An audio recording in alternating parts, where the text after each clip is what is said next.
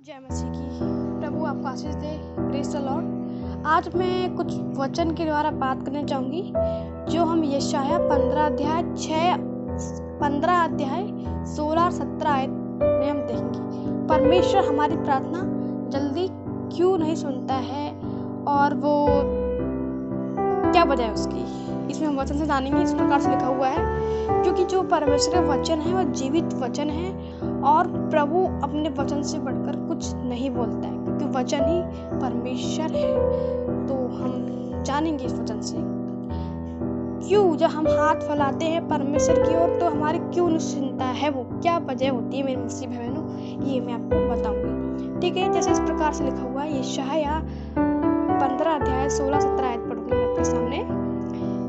इस प्रकार से लिखा है, जब तुम मेरी ओर हाथ फैलाओ तब मैं तुमसे मुख फेर लूंगा। तुम कितनी भी प्रार्थना क्यों न करो तो भी मैं तुम्हारी न सुनूंगा, क्योंकि तुम्हारे हाथ खून से भरे हैं। और अपने को धोकर पवित्र करो, मेरी आंखों के सामने से अपने बुरे कामों को दूर करो। भविष्य में बुराई करना छोड़ दो और भलाई करना सीखो। यत्न से न्याय करो, उपद्रवी को सुधारो, अनाथ का न्याय चुकाओ, विधवा का मुकदमा लड़ो। क्यों परमेश्वर हमारी प्रार्थना सुनने में देर करता है और क्यों नहीं उत्तर मिलता है? ठीक है, अब हम आपको इसका आंसर विलाप गीत 3 अध्याय 42, 47, 44 में मिलेंगे। क्यों परमेश्वर हमारी प्रार्थना नहीं सुनता है जल्दी, क्यों वो हमसे रूठ जाता है, क्यों इस प्रकार से लिखा है इसमें विलाप गीत में, हमने तो अपराध और बलवा किया है। क्या किया? हम अपराध करते हैं, बलवा करते हैं, है ना। तभी परमेश्वर क्या, जब हम हाथ फैलाते हैं हमारी प्रार्थना की ओर से मुंह फेर लेता है। सुनता जरूर है, सुनता है, लेकिन वो फेर लेता है। क्या हो जाता है? वो नाराज हो जाता है परमेश्वर।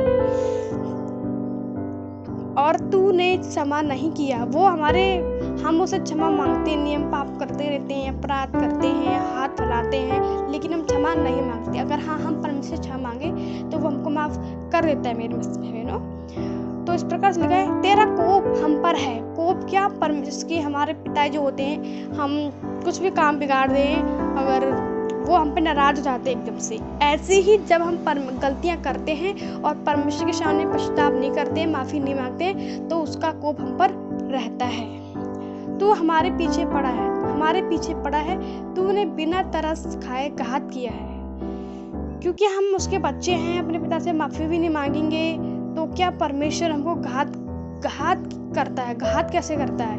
हम प्रार्थना करते हैं, रोते हैं, सुनता नहीं है। वो अनसुना कर सुनता है, लेकिन वो सुना का अनसुना कर देता है। तूने अपने को मेघ से घेर लिया है कि तुझ तक प्रार्थना ना पहुंच सके। देखो मुसीबत कितनी बड़ी बात है।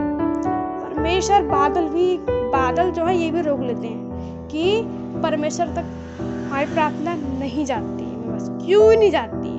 क्योंकि हम बुरे काम करते हैं, हम परमेश्वर के संग क्या, हम बलवा करते हैं, हम माफी नहीं मांगते हैं मसीह में। इसीलिए परमेश्वर बेशक हमारी प्रार्थनाएं सुनता है, लेकिन वो अनसुना इसीलिए करता है कि हम उसे क्षमा नहीं मांगते और हमारी प्रार्थनाएं परमेश्वर तक नहीं पहुंच पाती है। क्या?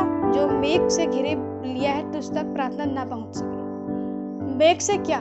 मेघ ये हुए जो हमारे अपराध हैं, जो हमारे बुरे काम हैं, चुगली करना, एक दूसरे की बुराई करना, ये क्या एक मेघ बन जाता है, यानी कि बादल टाइप का बन जाता है, एक जाल टाइप का हो जाता है। ये परमेश्वर तक नहीं पहुंचने देता है। अगर इसको हम जैसे ही तोड़ेंगे वैसे ही हम परमेश्वर ये तोड़ेंगे कब? जब हम परमेश्वर का वचन माफी मांगेंगे, वचन पढ़ेंगे, उसके वचन के अनुसार जीवन जिएंगे। इसलिए मेरे मसीह बहनों, आपको समझ में आया होगा। इसलिए परमेश्वर आपको ब्लेस करे, आशीष करे। जय मसीह की। God bless you.